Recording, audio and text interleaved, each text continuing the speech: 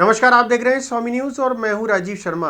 आइए चलते हैं खबरों के सफर पर प्राइम टाइम बुलेटिन के साथ। 7 महीने पूर्व हुई चोरी के मामले को लेकर आज पीड़ित परिवार ने चोर के पकड़े जाने पर पुलिस अधीक्षक के समक्ष उपस्थित होकर निष्पक्ष जांच की मांग की।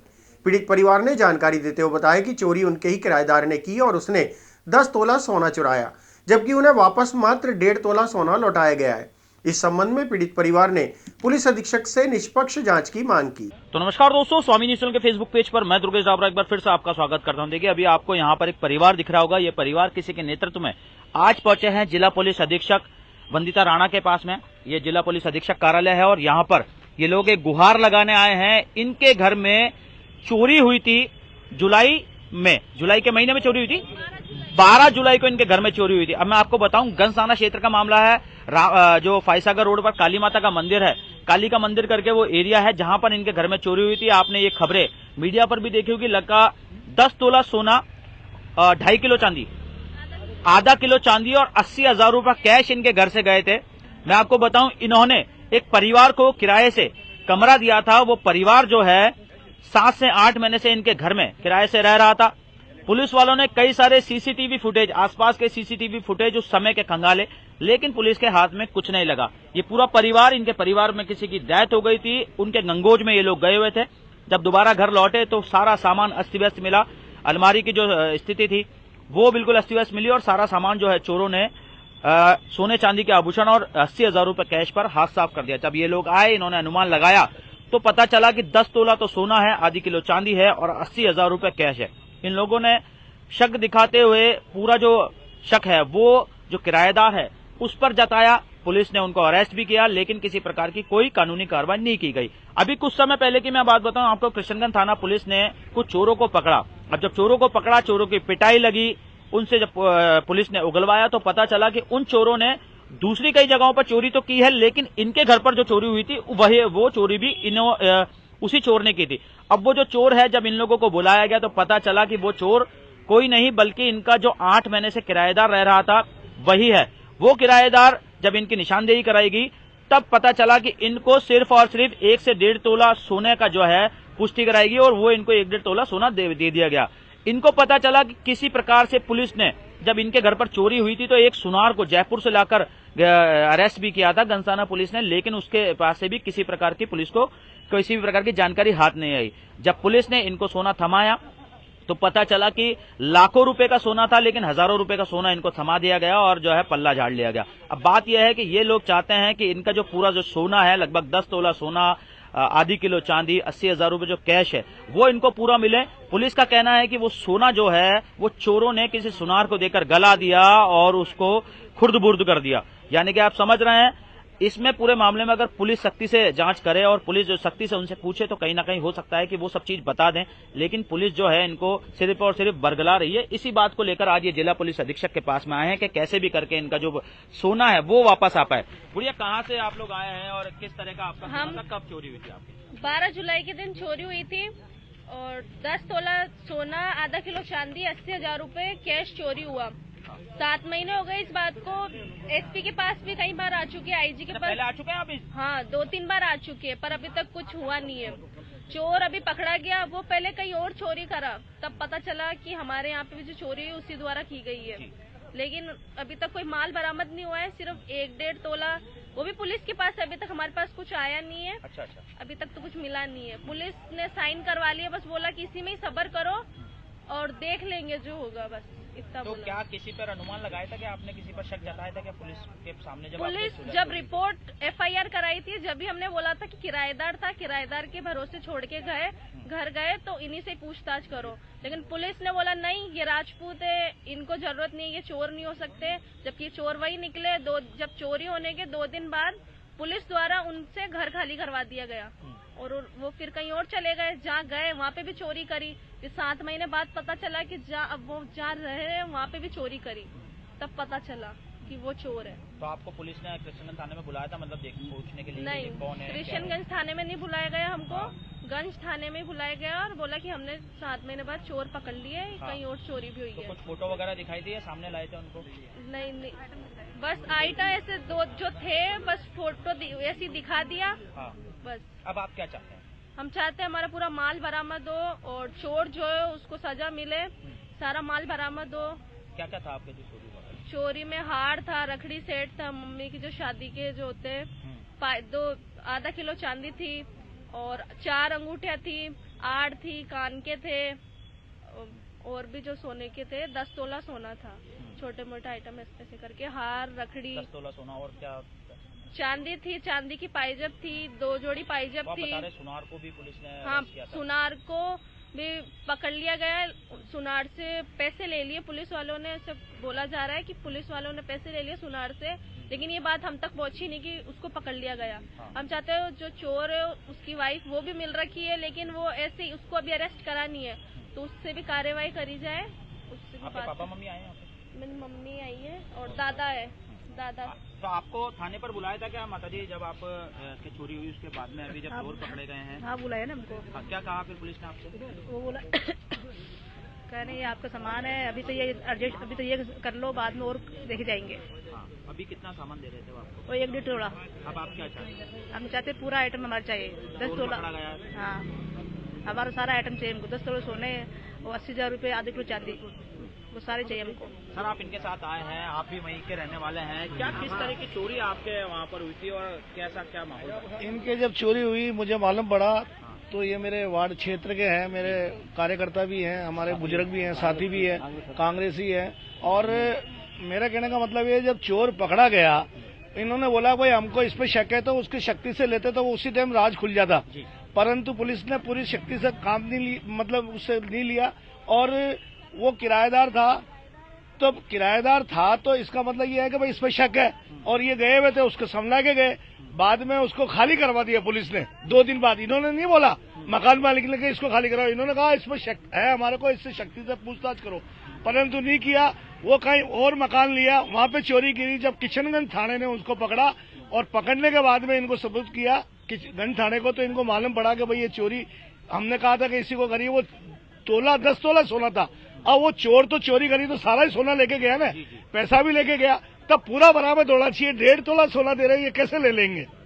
मेरा हाँ, वो सुनार जयपुर का कोई था, उसको शायद ये कह रहे हैं कि वहाँ उसको पकड़ के लाए, उसको छोड़ दिया। क्यों छोड़ दिया गया? जब उससे पूछताछ करते, उसको पकड़ते, उस पर भी मुकदमा लगता, तब उसको मालूम पड़ती कि भाई ये सोना बरामद हो जाता, परंतु क्यों नहीं हुआ, क्या हुआ क्या नहीं हुआ, ये भगवान जाने। मेरा नाम महेंद्र सिंह जोधा। महेंद्र सिंह, हाँ, क्या कुछ कहना चाह रहे हो? मैं दादा हूँ। मैं ये कहूँ पुलिस चोरों से मिली हुई है, और जब चोरी हुई मैं क्यों जी कि प्रेम सिंह है, ये मिल गया। प्रेम सिंह के चोर नहीं है, तुम्हारे पास 80,000 का सा है, तुम मोची और जूते बनाने वाले का 10 तोला सोना होता ही नहीं है। हमें धमकाया उसने जबरदस्त। फिर मैं सीआई साहब के गयो, सीआई साहब भी धमकाया कि ये तो नौकरी करता है बैंक में, मैं क्यों मजदूरी करता है, नौकरी नहीं करे साहब। कि नहीं जाओ यहाँ से। लेकिन हमें एक बार ही मिले उससे, वो हमें धमकाया, तो वो चोरों से मिले हुए हैं। इतनी चोरियां हुई है बहुत सी, कभी नहीं हुई जितनी हमारे क्षेत्र में हुई है। चोरों से मिले हुए आधा माल ले लेते हैं, उससे आधा चोर खा जाता है। क्या लग रहा है बाबूजी, अभी आपको आप लोगों को बुला रहे हैं, कर रहे हैं, तो जिस हिसाब से आप बता रहे हो 10 तोला सोना, आधी किलो चांदी, हजारों रुपए की कैश की नकदी आपकी है, तो क्या लग रहा है आपको? आपने बता दिया पुलिस को कि भाई ये इसको आप पूछो, इस पे शक है, उसके बावजूद भी इस तरीके के चोर पकड़ने के बाद में ऐसा हो रहा है? हाँ, तो सत्य बता दिया उनको, यही है चोर।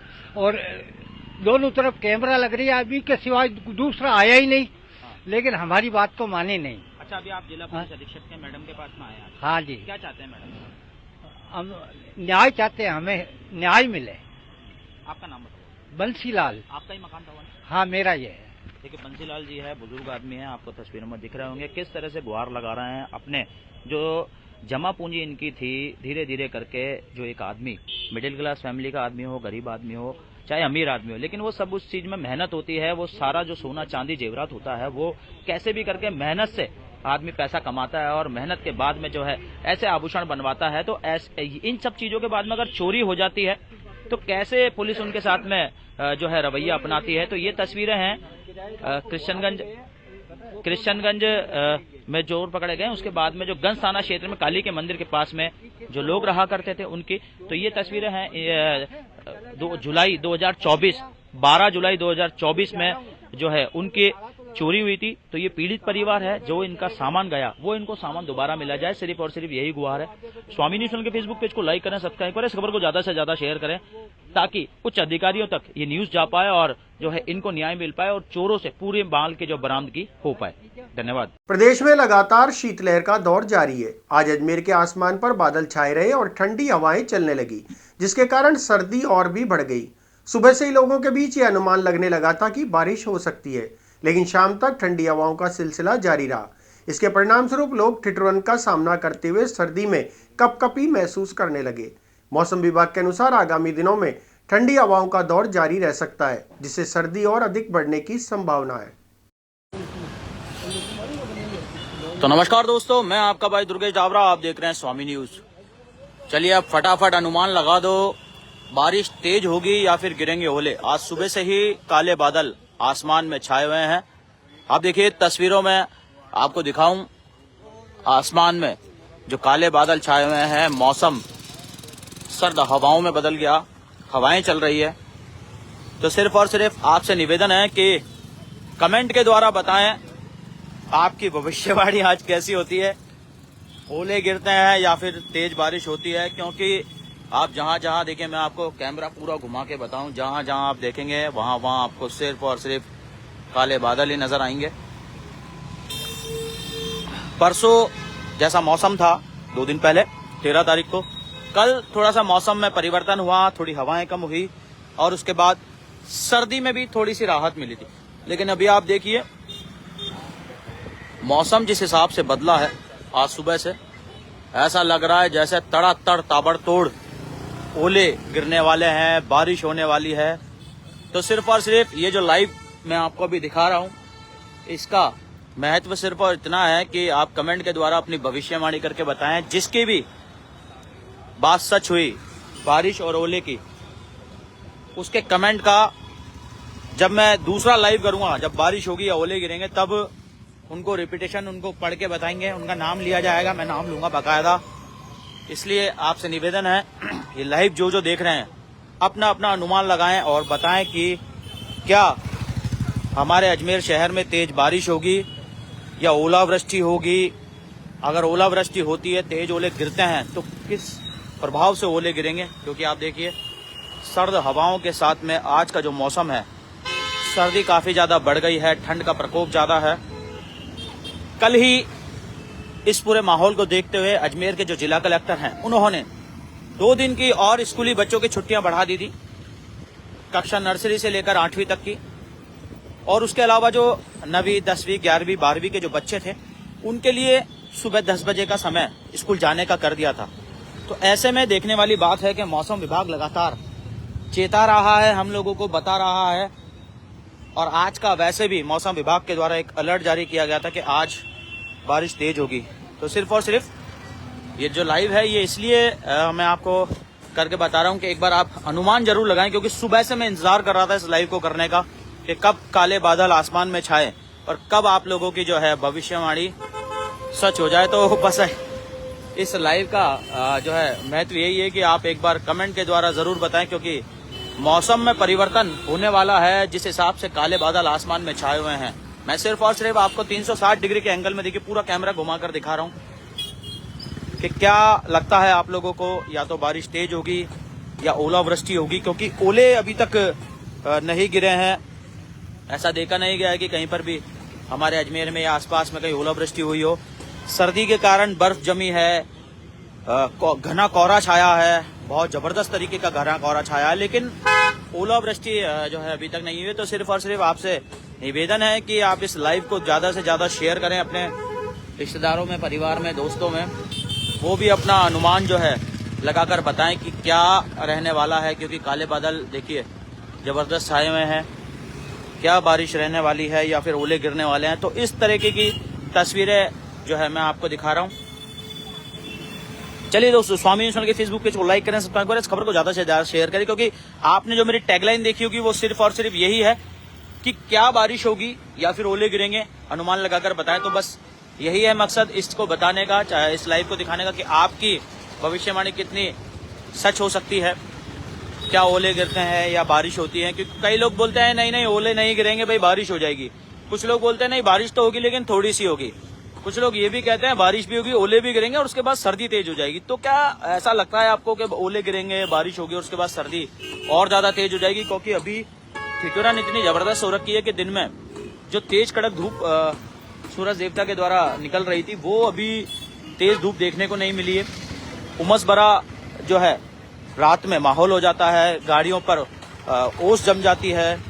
तो ऐसी स्थिति बनी हुई है। मौसम लगातार बार बार अपने तेवर बदलता जा रहा है, सर्दी दिखाता जा रहा है, सर्दी बताता जा रहा है। तो वही चीजें हैं, एक बार फिर से दोबारा लाइव लेकर आऊंगा। अगर बारिश होती है तो भी और अगर ओले गिरते हैं तो भी। लेकिन फिर भी अगर आपको लगता है कि बारिश होगी, ओले गिरेंगे, तेज बारिश होगी, धीरे बारिश होगी, ओलावृष्टि ज्यादा होगी, तो उस चीज को कमेंट के द्वारा जरूर बताएं, ताकि मैं जब अगला जो लाइव करूंगा इसके बाद में अगर ओले गिरते हैं या बारिश होती है तो मैं बिल्कुल जिन्होंने कमेंट किया है उनका नाम जरूर लूंगा। वैसे तो आप सभी को पता है जब हम लाइव चलाते हैं और कोई भी जानकारी देता है किसी चीज की कि भाई फलानी जगह पर फलाने आदमी ने वहां पर तेज बारिश हो रही है, तो मैं नाम लेकर आपको जरूर बताता हूं। देखिए आ चुके हैं कमेंट आ चुके हैं। मैं तुरंत आपको प्रवीण जी है खेतावत जिन्होंने लिखा है बारिश आएगी भैया। प्रवीण जी बिल्कुल आपका कमेंट मैंने पढ़कर सुना है, बारिश आएगी। एक है भोजराज खत्री जी पुष्कर से, उन्होंने कमेंट करा है भीलवाड़ा में बादल मौसम का मिजाज है, शहर में कई जगहों पर तेज बारिश की खबर। जी हाँ, देखिए भोजराज जी हैं खत्री जो पुष्कर से हैं, भोजराज खत्री जी जिन्होंने हमें जानकारी दी कि भीलवाड़ा में भी इसी तरीके का मौसम हो रहा है और बारिश आ सकती है, तेज बारिश आ सकती है।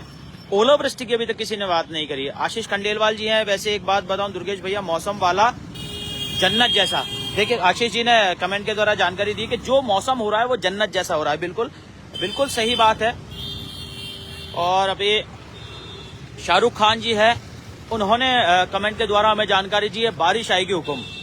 तो देखिए हुकुम जो शब्द है ना, ये हमारे राजस्थान में बहुत लिया जाता है, इसको सम्मान दिया जाता है। हुकुम वाला जो शब्द है ना, तो शाहरुख खान जी ने वो शब्द हमें दिया है। तो शाहरुख खान जी आपका बहुत बहुत धन्यवाद, आपने इस तरीके का कमेंट हमारे दिया है। और जब आप कमेंट करते हैं तो मैंने कई बार नोट करा है शाहरुख जी, आप किसी भी प्रकार का चैनल पे कमेंट करते हैं तो हुकुम जरूर लिखते हैं। तो हुकुम वाला जो शब्द होता है ना, ये सम्मान वाला शब्द होता है हमारे राजस्थान में। चलिए एक कमेंट और आया है सौरभ सोनी जी का, 5 PM बजे बारिश आएगी। क्या बात है। देखिए सौरभ सोनी जी हैं जिन्होंने समय बिल्कुल बता दिया है कि 5 बजे बारिश आएगी, लेकिन मौसम जो है उसका मिजाज तो अभी आप देख ही रहे हैं कितना जबरदस्त ये मौसम हो रखा है। और ऐसा लग नहीं रहा है कि बारिश 5 बजे आएगी। मुझे तो ऐसा लग रहा है कि बारिश थोड़ी देर में आ जाएगी और ऐसा ना हो कि ओलावृष्टि हो जाए, तेज ओले गिरने लगे और जिससे फसलों का नुकसान हो जाए। चलिए अब आपको क्या लगता है कि बारिश आने के बाद में, जैसा आप सभी ने बताया बारिश के लिए, ओले की अभी तक किसी ने बात नहीं करी है, तो मैं तो सिर्फ इतना ही कहूंगा आपसे, आप सिर्फ ये चीजें बताएंगे ओला गिरेंगे या नहीं गिरेंगे और बारिश आएगी तो सर्दी कैसे बढ़ जाएगी, अपनी सर्दी कम होगी या बढ़ेगी? क्योंकि आज 15 जनवरी हो चुकी है और 15 जनवरी कल मकर संक्रांति, 14 जनवरी के बाद में दिन भी हमारे बड़े होने लग जाते हैं। शाम जो है जो 5:30-6 बजे अंधेरा हो जाया करता था वो थोड़ा सा उसमें टाइम पीरियड बढ़ जाता है। चलिए एक कमेंट और आया है शाहरुख खान जी का, पुष्कर में कभी भी बारिश आ सकती है, मौसम बहुत ही जबरदस्त है भाई अभी। देखिए शाहरुख खान जी ने हमें पुष्कर की भी जानकारी दे दी है। और इसके बाद में निशा गुप्ता जैन जी हैं जिन्होंने हमें जानकारी दी है इस मौसम की वजह से बच्चों की स्टडी, बस बच्चों की स्टडी सुपर कर रखी है। हाँ ये बिल्कुल सही कहा निशा जी ने। और इसके बाद अभिनव दवे जी हैं, ये हमारे जो है कमेंट के द्वारा जानकर, भैया भी ध्यान रखना, साथ में पहन कर रहना। जी हाँ अभिनव जी, ये हमारे छोटे भाई है अभिनव दवे जी, केसरगंज में इनका जूस सेंटर है शानदार वाला, और 12 मास इनकी जो है केसरगंज में गन्ने की जूस की दुकान खुली रहती है। हर बीमारी का इलाज ये कर देते हैं गन्ने का जूस पिलाकर। बिल्कुल अभिनव जी ध्यान रखेंगे बिल्कुल।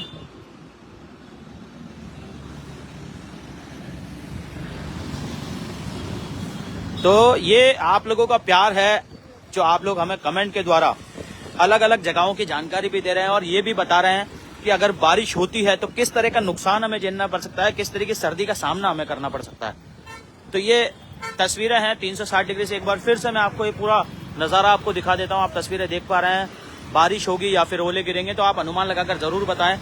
इसके बाद जब भी बारिश होती है तो आप तुरंत स्वामी न्यूज के लाइव का ध्यान रखें, क्योंकि तुरंत प्रभाव से मैं लाइव आऊंगा और आप लोगों को ही जो है जानकारी देनी पड़ेगी कहां कहां पर बारिश हो रही है। क्योंकि मैं जिस जगह पर खड़ा होकर आपको बारिश का लाइव दिखाऊंगा वहां से सिर्फ और सिर्फ एक पॉइंट दिखा सकता हूं। बाकी और जो दूसरे लोग हैं उनको आप लोग भी मेरा सहयोग करें, मेरे स्वामी न्यूज के पेज को देखें और उस पर बताएं कि कहां कहां पर बारिश हो रही है। चलिए स्वामी न्यूज के फेसबुक पेज को लाइक करें, सब्सक्राइब करें। धन्यवाद। दरगाह संपर्क सड़क की समस्याओं को लेकर आज क्षेत्रवासियों ने विरोध जताते हुए प्रदर्शन किया। उन्होंने बताया कि वीआईपी रोड पर सड़क और नालियों की खस्ताहाल स्थिति है, जिस कारण लोगों को आने जाने में परेशानी हो रही है। क्षेत्रवासियों ने बताया कि उर्स से पहले कई बार ज्ञापन देने के बावजूद समस्याओं का समाधान नहीं हुआ। दरगाह और जन्नेश्वर मंदिर जाने के लिए यही मुख्य मार्ग है, जिससे श्रद्धालुओं और स्थानीय लोगों को कठिनाई हो रही है। प्रशासन से जल्द समाधान की मांग भी की गई।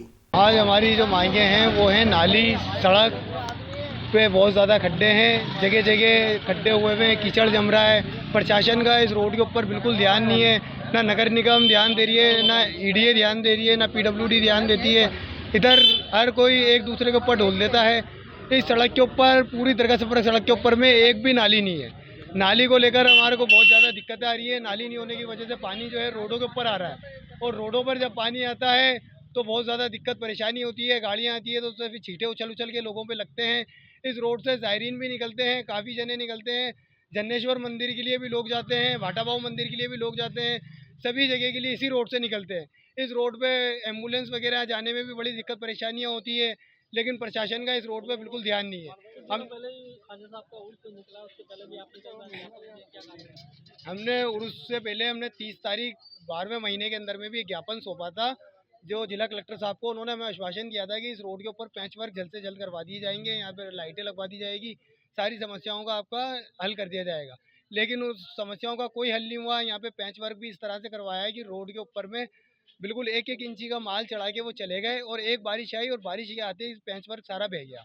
उसके बाद में कुछ भी नहीं हुआ। और अभी हम जाते हैं शिकायतों को लेके तो वो एक दूसरे के ऊपर टाल देते हैं और हमारी कोई सुनवाई नहीं हो रही है। आपने पोर्टल पे भी इसकी शिकायत इसकी हाँ, पोर्टल पे भी हमने शिकायत करी थी, लेकिन वहाँ पे से हमें कोई संतुष्ट जवाब अभी तक नहीं मिला। अभी हमारी शिकायत वहाँ पे जारी है। अभी उन्होंने बंद भी नहीं करी है शिकायत को, और उस पर कोई कार्रवाई भी नहीं करी है। अगर आगे कार्रवाई नहीं होती है तो अभी हम कलेक्ट्री के ऊपर एक धरना देंगे, और उसके बाद में हम नगर निगम पे भी धरना देंगे। और अगर हमारी मांगें पूरी नहीं होती है तो हम फिर रोड जाम करेंगे इस चीज़ का, और आगे से आगे हम हमारी आवाज़ों को पहुँचाएंगे। मैं मोहम्मद रियाजुद्दीन कुरैशी, ताराशाह नगर, हुसैनी। ये तो हमारी परेशानी है रोड की और नालियों की और पानी की और लाइटों की। किसी खंबे पे एक भी लाइटें नहीं है। जिस पार्षद के पास जाते हैं वो पार्षद बोलता है ये एरिया मेरा नहीं है। 3 पार्षद हैं, तीनों पार्षद बोलते हैं ये हमारा एरिया नहीं है, ये हमारा एरिया है किसका। जिसके पास जाता है वो दिक्कत। रोड की बहुत ज़्यादा समस्या है यहाँ पर, और अपने नालियों की, पानी की बहुत ज़्यादा दिक्कत है। जो भी जायरीन आता है तो बहुत दिक्कत अंधेरे में, कई एक्सीडेंट बहुत होते हैं। ये आज से मेरे साथ भी हो चुका है। जब मेरे अपने घुटने पड़ते हैं तो अपने पास ही दिमाग आता है। तो मैं ताराशाह नगर हुसैनी मोहल्ला विकास समिति। आज सीनियर सिटीजन सोसाइटी और नेशनल मेंटल हेल्थ प्रोग्राम के सहयोग से एक कार्यशाला का आयोजन किया गया। इस कार्यक्रम में मनोचिकित्सक डॉक्टर नवेंद्र गौड़ ने बताया कि बढ़ते तनाव और मानसिक समस्याओं के कारण डिप्रेशन की संख्या तेजी से बढ़ रही है, जो भविष्य में हृदय रोग के बाद दूसरा बड़ा खतरा बन सकता है। उन्होंने बुजुर्गों को तनाव मुक्त रहने के लिए सक्रिय रहने, सकारात्मक सोच अपनाने और तंबाकू, शराब जैसे नशीले पदार्थों से दूर रहने की सलाह दी। सीनियर सिटीजन सोसाइटी की तरफ से मैं के गौड़ महासचिव हूँ, और उसका बेसिक ऑब्जेक्टिव होता है कि वरिष्ठों को बारे में चिंता करना, उनके कल्याणार्थ कोई न कोई योजनाएं बनाते रहना। इसमें हमारे साथ हेल्पेज इंडिया, जो हमारे पार्टनर्स भी रहे हैं, ऑल ओवर इंडिया हमारे मेंटर भी रहे हैं, उनके सहयोग से आज ये सेमिनार का आयोजन हुआ है। मेंटल हेल्थ इन सीनियर सिटीजन्स के लिए हम लोग चहुमुखी विकास के लिए योजनाएं बनाते हैं। उनकी हेल्थ सेक्टर को देखते हुए सांस्कृतिक कार्यक्रम भी करवाते हैं, उनकी स्वास्थ्य के बारे में भी चिंता करते हैं, उनकी स्पिरिचुअल हेल्थ को भी हम लोग डेवलप करते हैं। आज मेंटल हेल्थ का विषय जो है ये बड़ा इंटरेस्टिंग विषय रहा और अभी चल ही रहा है, और बहुत ही पॉजिटिव वाइब्स मुझे तो आ रही हैं कि हमारे लिए बहुत बढ़िया चीज़ रहने वाली है। जो कई चीज़ें अनजाने में हमसे हो जाती हैं, हम टेंशन एंग्जाइटी अनजाने में ले लेते हैं। हम सोचते हैं हम नॉर्मल हैं, पर डॉक्टर के हिसाब से कोई गड़बड़ है, तो वो आज सुधार होने की संभावना पूरी लगती है। मेरा बहुत बहुत आभार डॉक्टर सैनी को, डॉक्टर नवेंदु को और हेल्पेज के अधिकारियों को, खासतौर से मुकेश यादव जी और उनके साथ आई उनकी टीम जो है, उनको बहुत बहुत आभार। मैं सीनियर सिटीजन सोसाइटी अजमेर का महासचिव हूँ के गौड़, और हमारे यहाँ 6000 सदस्य हैं जिन्हें हमने 23 समूहों में बांट रखा है। उनको एक साथ हम हैंडल भी नहीं कर पाते हैं, तो उनको 23 समूह बांट रखा है। हमारी प्रयास रहता है कि हर महीने कहीं ना कोई गतिविधि कराते रहें, जिससे उनकी सक्रियता बनी रहे। बहुत बहुत धन्यवाद। ये एक सार्थक प्रोग्राम है जो हेल्पेज इंडिया ऑर्गेनाइज कर रहा है। हेल्पेज इंडिया बहुत पुरानी संस्था है, 1987 से हम लोग काम कर रहे हैं। तो सीनियर सिटीजन्स के लिए बेसिकली हम लोग काम कर रहे हैं। तो अभी का ये जो प्रोजेक्ट है वो सार्थक के नाम से है, जिसमें हम लोग मानसिक स्वास्थ्य पे परिचर्चा करते हैं। आज का जो ये सेशन है वो बुज़ुर्गों के लिए है बेसिकली।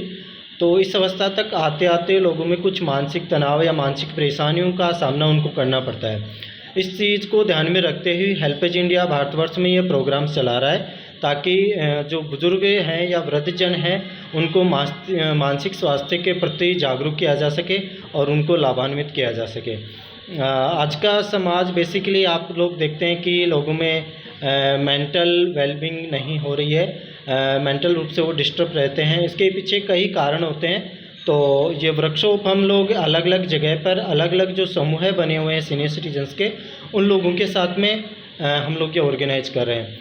और इसमें हम लोग स्पेशल जो डॉक्टर्स होते हैं साइकेट्रिक्स से उनको हम लोग इनवाइट करते हैं, उन्हीं के द्वारा ये सब चीज़ें हम लोग मैनेज कर रहे हैं। आज कौन कौन डॉक्टर थे? आज में डॉक्टर राहुल सैनी है, साइकेट्रिक्स जो जयपुर से हैं। दूसरे डॉक्टर नवेंदु गौड़ हैं जो साइकेट्रिक हैं वो भी, और वो अजमेर से हैं। मेरा नाम मुकेश कुमार यादव है। मैं हेल्पेज इंडिया में प्रोजेक्ट कोऑर्डिनेटर हूँ जो इस प्रोजेक्ट को लीड कर रहा हूँ। और मेरे साथ में मेरे क्लीन हैं शिप्रा जोशी जो इस प्रोग्राम को लीड कर रहे हैं, देख रहे हैं। और ये प्रोग्राम्स हम लोग भारतवर्ष में चला रहे हैं। तो राजस्थान में भी अलग अलग सिटीज़ में हम लोग इसको देख रहे हैं, और आशा करता हूँ कि हमारा ये जो प्रोग्राम्स है इसके द्वारा लोगों को कुछ जागरूकता मिलेगी और लोग इसके प्रति कुछ जानेंगे और समझेंगे। ये वर्कशॉप जो है ये एक मेंटल हेल्थ के ऊपर रखी गई थी। मेंटल हेल्थ क्या है, मेंटल हेल्थ से होने वाली बीमारियों के बारे में, मेंटल हेल्थ अगर आपका मानसिक स्वास्थ्य ठीक नहीं है तो आप किस ओर बढ़ रहे हैं। और बेसिकली इसके अंदर जो टारगेट ग्रुप है वो हमने सीनियर सिटीजन्स को दिया है। कि सीनियर सिटीजन्स जैसा कि देखा गया है कि 60 साल की उम्र के बाद में उनके अंदर फिजिकली और मेंटली प्रॉब्लम स्टार्ट हो जाती हैं। उसको कैसे एड्रेस किया जाए, उसके अंदर वो कैसे डील करें, क्या उसके मिथ्स हैं और क्या ठीक डायरेक्शन से कैसे अपनी दिनचर्या को बदलाव करें, इन सब चीज़ों के बारे में आज हमने एक सेशन लिया, जिसके अंदर मैंने और डॉक्टर नवेंदु गौड़ जो साइकेट्रिस्ट हैं उन्होंने मानसिक बीमारियों के बारे में और अपनी मानसिक स्थिति मेंटल हेल्थ को किस तरह से रखें इसके ऊपर बात करें। गुड नाम सर। मेरा नाम डॉक्टर राहुल सैनी है, मैं रिहैबिलिटेशन साइकोलॉजिस्ट हूँ। श्री मथुरा प्रसाद गुलाब देवी आर्य कन्या उच्च माध्यमिक विद्यालय में आज जिला पुलिस प्रशासन द्वारा साइबर अपराध के खिलाफ जागरूकता कार्यक्रम आयोजित किया गया। इस कार्यक्रम में केसरगंज थाना प्रभारी धर्मपाल सिंह ने बच्चों को साइबर अपराध से बचने के उपायों के बारे में जानकारी दी। उन्होंने ऑनलाइन सुरक्षा के महत्व को समझाया। कार्यक्रम का उद्देश्य विद्यार्थियों में साइबर अपराध से बचाव की जागरूकता बढ़ाना था। हाँ, वैसे बताइए सरकार की और जिला प्रशासन की क्या नई पहल यहाँ पे शुरू हुई है जो आप बच्चों को यहाँ पे साइबर क्राइम के बारे में अवगत करा रहे हैं। ये साइबर अपराधों को बढ़ता हुआ देखते हुए राजस्थान सरकार और प्रशासन की तरफ से सभी स्कूलों में बच्चों को, टीचरों को साइबर अपराधों के बारे में जानकारी दी गई कि भाई किसी अनजान कॉल ना करें, कोई प्रलोभन में नहीं आए और किसी भी मैसेज को क्लिक वगैरह नहीं करें और किसी भी प्रकार की जानकारी नहीं दें, न किसी अनजान से बातचीत करें। और फिर भी यदि आपके पास कोई फ्रॉड की आपको लगता है कि मेरे साथ फ्रॉड हुआ, तो ये अपने 1930 पे आपको तुरंत इतला करें, जिससे आपके जो साथ जो फ्रॉड हुआ उसे साइबर अपराध को रोका जा सके। आज कहाँ पे आए हैं सर, कौन से स्कूल? ये अपने चाची जी स्कूल है केसरगंज अजमेर में, यहाँ के बच्चों को हमने जानकारी दी। हाँ सर, बताइए किस तरीके के आपके स्कूल के बच्चों को जानकारी यहाँ पे दी गई जिला प्रशासन की ओर से? जिला प्रशासन एवं पुलिस विभाग की सतर्कता है कि वो प्रत्येक विद्यालय में और जो गणमान्य नागरिक हैं उनको ये सूचित करें कि किस प्रकार से आजकल साइबर फ्रॉड चल रहा है और इसका सबसे ज़्यादा प्रभाव छोटे बच्चों पर होता है जो 17 से 18-19 वर्ष के बच्चे हैं। हमारे यहाँ आज मथुरा प्रसाद गुलाबदेव में केसरगंज चौकी के इंचार्ज पधारकर इस बारे में समझ सूचना दी कि किस प्रकार से हमको साइबर फ्रॉड से बचना चाहिए और एक साइबर फ्रॉड से बचने के नंबर 1930 के बच्चों को बताया गया जिसकी सहायता से वो बच्चे इस काम को कर पाएंगे और बच्चों ने बहुत ही सुरुचिपूर्ण इसको सुना है, अपने घर पे अपने परिवार के मित्रजनों को बताकर इस फ्रॉड से बचेंगे। मैं शंभू सिंह नामा, प्रधानाचार्य मथुरा प्रसाद गुलाबदेवी उच्च माध्यमिक विद्यालय इसमें केसरगंज। ठीक। हाँ मैम, बताइए आज साइबर क्राइम के बारे में आपने क्या जाना और क्या इससे आपने लिया? आज हमारे स्कूल में साइबर क्राइम से आज हमारे स्कूल के पास वाली चौकी में से एक इंस्पेक्टर आए, उन्होंने हमको बताया कि हमें कोई भी अनजान लिंक अगर व्हाट्सएप पे भेजी जाती है तो हमें उसको है ना डाउनलोड नहीं करना चाहिए। अगर कोई इनविटेशन वेडिंग कार्ड वगैरह आते हैं तो उनको डाउनलोड नहीं करना चाहिए। उससे जो हमारा अकाउंट का जो नंबर होता है उनके पास जाता है और उससे वो हमारे साथ फ्रॉड कर सकते हैं, हमारे बैंक में से पैसे निकाल सकते हैं। और इसके अलावा उन्होंने हमको बताया कि है ना कोई भी हमको ऑनलाइन अगर गेम खेलना भी नहीं चाहिए जिससे है ना हमारे जो ATM अकाउंट वगैरह होता है वो हैक हो सकते हैं और हमारा जो OTP है वो हमें किसी के साथ शेयर नहीं करना चाहिए। और हमको है ना उन्होंने ये भी बताया कि अगर आपके साथ कुछ ऐसा होता है तो आप एक हेल्पलाइन नंबर है, आप उस पर कॉल करें 1930 ये हेल्पलाइन नंबर है। अगर आपके साथ कोई भी ऐसा फ्रॉड होता है तो आप ज़रूर इस हेल्पलाइन नंबर पर कॉल करें। आपका नाम बताइए। स्नेहा देवानंद। फिलहाल बुलेटिन में इतना ही, मुझे दीजिए इजाजत। देखते रहें स्वामी न्यूज।